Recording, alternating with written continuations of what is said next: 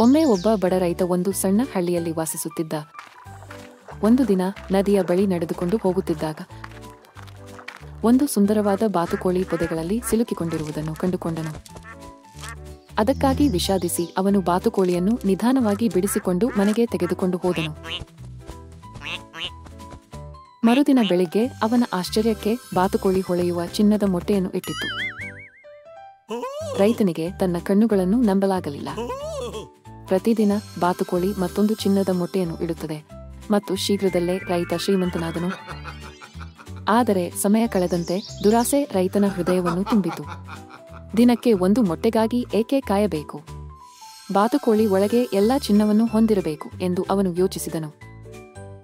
ಆದ್ದರಿಂದ ತನ್ನ ದುರಾಸೆಯಲ್ಲಿ ಅವನು ಚಾಕುವನ್ನು ಹಿಡಿದು ಬಾತುಕೋಳಿಯನ್ನು ಕೊಂದನು. ಆದರೆ ಅವನು ಒಳಗೆ ನೋಡಿದಾಗ ಚಿನ್ನ ಇರಲಿಲ್ಲ, ಕೇವಲ ಒಂದು ಸಾಮಾನ್ಯ ಬಾತುಕೋಳಿ. ರೈತ ತನ್ನ ಅಸಹನೆಯಿಂದಾಗಿ ಎಲ್ಲವನ್ನೂ ಕಳೆದುಕೊಂಡನು. ಅವನು ತನ್ನ ತಪ್ಪನ್ನು ಅರಿತುಕೊಂಡನು, ಆದರೆ ಅದು ತುಂಬಾ ತಡವಾಗಿತ್ತು.